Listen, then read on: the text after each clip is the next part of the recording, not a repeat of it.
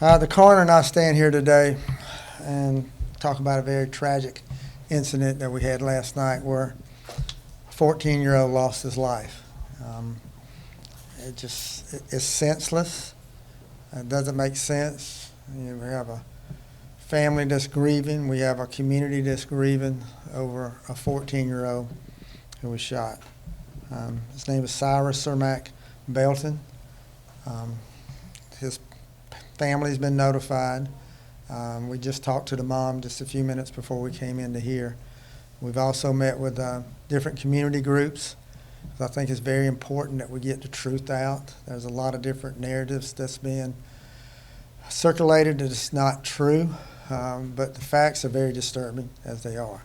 This happened about 8 o'clock last night at a convenience store on Park Lane where the victim went in. The owners of the convenience store suspected him of shoplifting. He did not shoplift anything. We have no evidence that he stole anything whatsoever.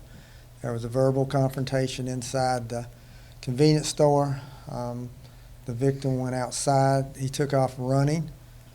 The son of the owner of the convenience store gave chase. The father, who owns the convenience store, joined in the chase. He was armed with a pistol. They chased a young man towards Springtree Apartments.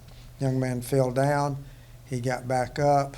At some point, the son said that he had a gun, that the victim had a gun, and we did recover a gun that was close to his body.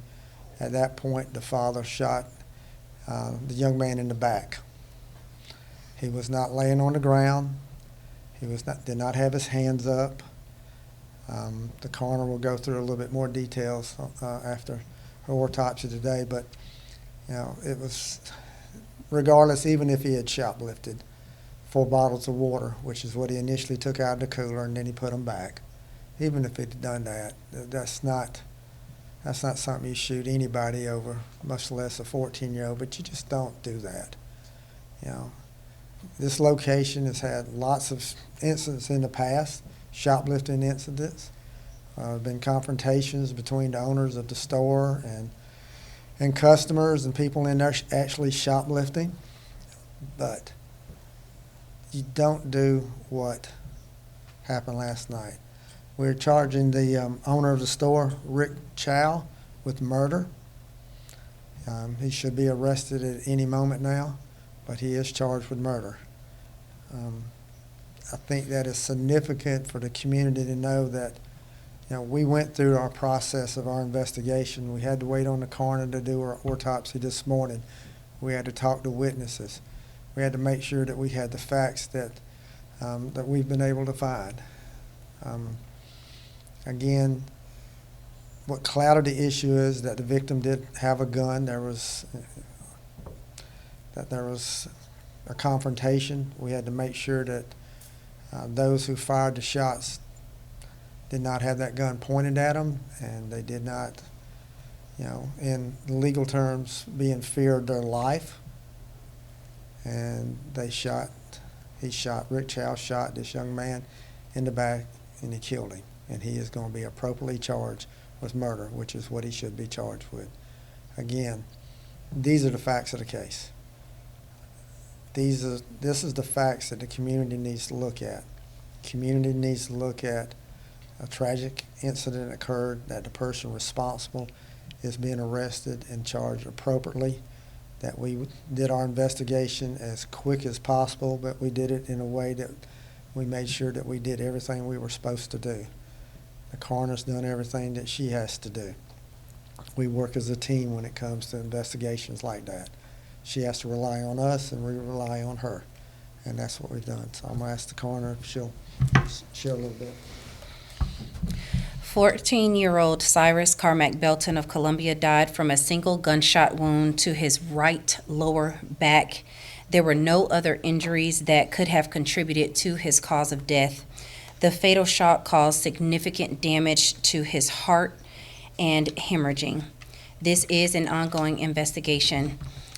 There is no indication that he was shot inside of the store. Again, as the sheriff has mentioned, controlling the narrative is very important here. We've seen lots of things on social media today, even starting last night with people saying that he was kneeling down, that they were standing over him. That is not true. We don't have any indication that the shot occurred with him in that position. It seems to be consistent with someone who was running away from the assailants, and so we are confident that this was done in a manner that we will now classify as a homicide. This was not an accidental shooting by any means. This was a very intentional shooting, and unfortunately, Cyrus Carmack-Belton lost his life. Are there any questions for me? Could you spell Cyrus's full Yes. first and last name for us? Cyrus. His last name is Carmack-Belton. It's hyphenated. Carmack-Belton, and he was 14 years old.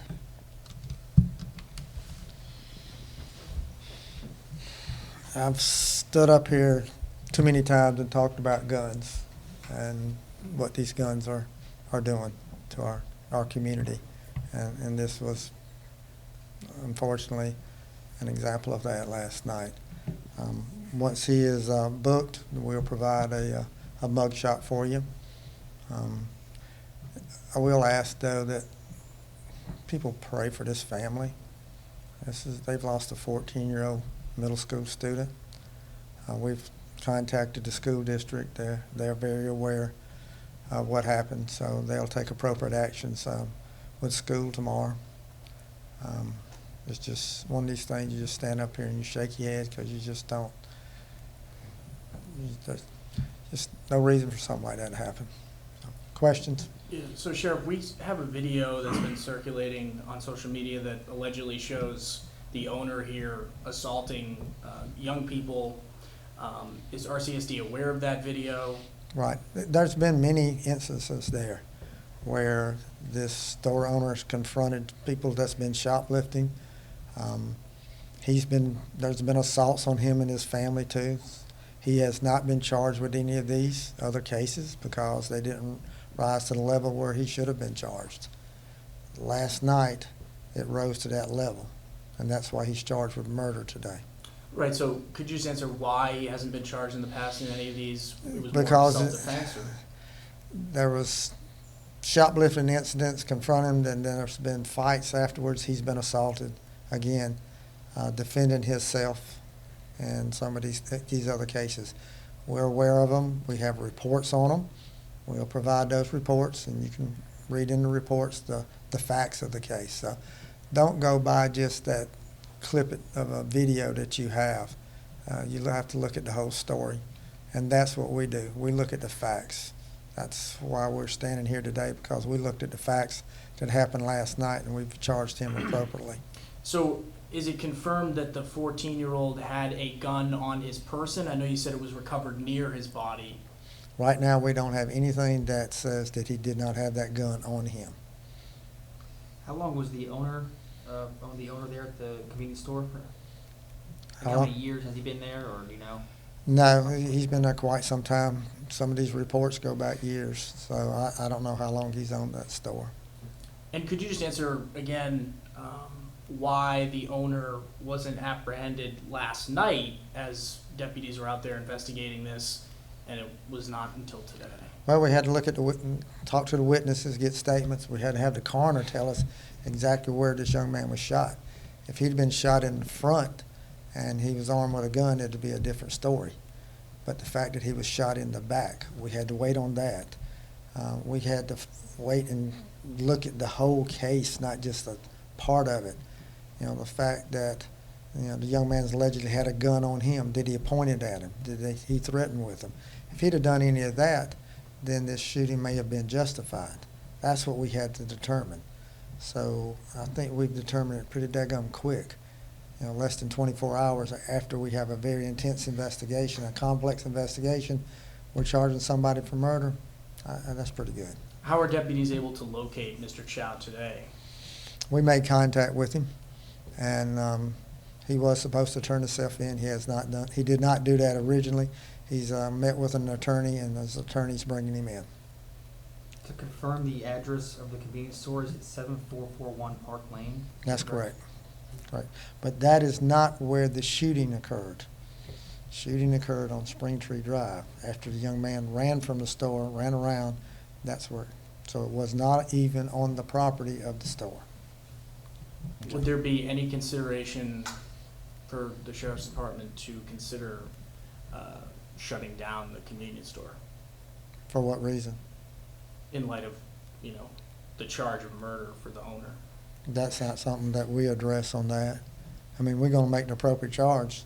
He's charged with murder. And closing, that's not something that we would even look at doing, is closing it down. Even about an hour ago, there were citizens protesting in front of the gas station right now, so. Right.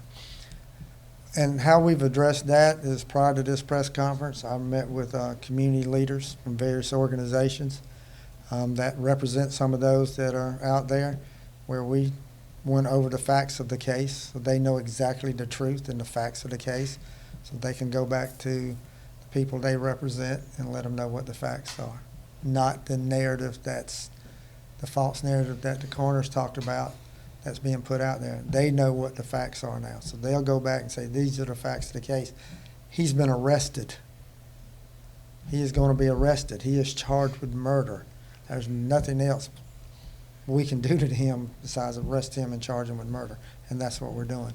And I think that's what the community expected us to do, not so much based on the false narratives, but on the facts of this case, and that's what we've done. Did Mr. Child legally own his firearm? You know? We believe he had a concealed weapons permit, so yes, as far as legally owning that weapon, yes, he did. And he's on his property, so he can have a weapon on his property. That's, again, you don't shoot somebody in the back who's not a threat to you. That's the same standard that we do, same standard that cops have to live by. You have to be defending someone's life or your life, and there has to be immediate danger to you at that point. And someone who is running away, and there's no indication that he's pointing a gun at anybody when he's running away, he's shot in the back. So that's Also, there's no indication that this young man was fighting with the store owner prior to him running out of the store. He has no wounds on his hands, no scratches. There is no other injury to his body other than the abrasion he sustained when he fell the first time and the gunshot wound to his right lower back. So I want to be very clear about that. We've seen on social media, again, that there was some physical altercation. That is not true. There's one official voice about this case, and that's the two of us standing up here today. That is the official voice. What else has been put on social media, don't go by that. You go by what we say, and that's why we're here standing here today giving you the facts.